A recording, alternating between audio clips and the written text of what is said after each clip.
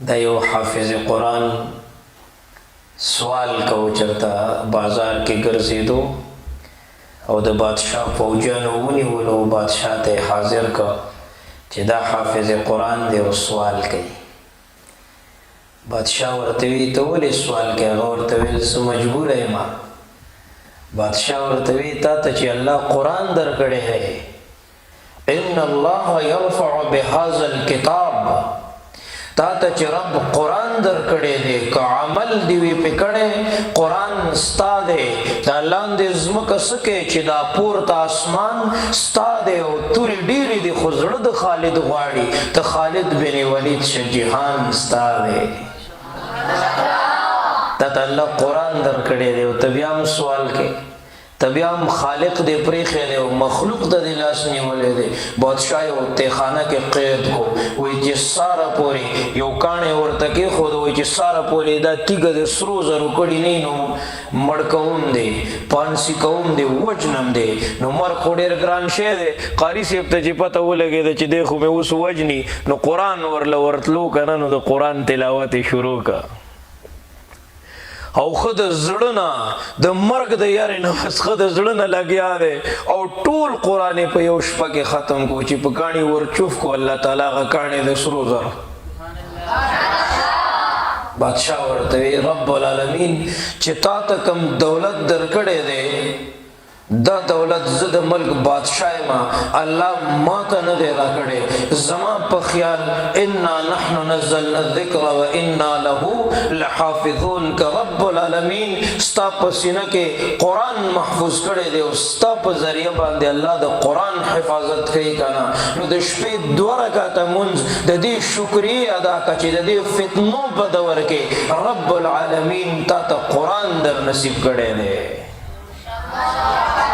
تاسو به چېرته کوم قاري صاحب نه کتلی چې په لار روان و لکه چاته قرآن پټ کو سپارې یې پټې کړې، اوس به دی څه کوي؟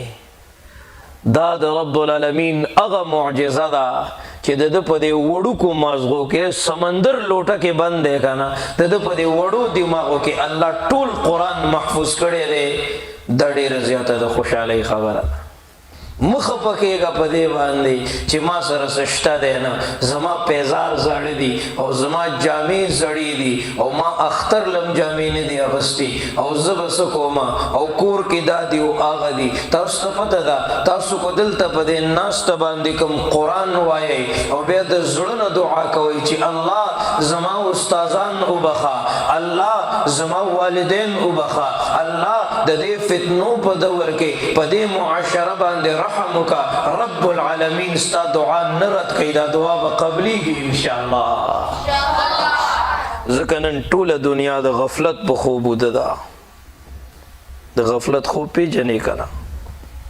نوجوانانو موبایلونه په لاس کې نیولي دي، ګوره چېرته د چا موبایل ته خفه نه شي، ګیمونو کې مبتلا دی، ته قرآن ته ناست یې هغه په عیاشۍ او فحاشۍ کتلو کې مبتلا دی، ته قرآن ته ناست یې، ستا اعزاز اوچت دی، ستا مرتبه اوچته ده، ستا مقام اوچت دی، هغه فضولیاتو کې مبتلا دی، د هغه وخت ضایع دی، د هغه مستقبل برباد دی، ځکه هغه د دنیا په لهو و لعب کې او په ګناهونو کې ډوب دی او د ګناهونو په دلدل کې داسې نښتی دی د هغه واپسي ناممکن ده. او رب کائنات ته قرآن ته کېنولی، پام کوه ګوره اسې ته په هغه پسې خفه شي چې د سره خو غټ موبایل دی او د جامې هم ښایسته دي او د پیزار هم ښایسته دی او زما نه د ډوډۍ درک لګي. وګوره ډوډۍ هم کمه میلاویږي، کله چې میلاو شي او کله میلاو نه شي، کله پی نه نو سره چای به څکو، که اوس کور کې وی نو د پیو چای به مې څکله او که کور کې وی مور براله چېرته ښه شی پخ کړی وی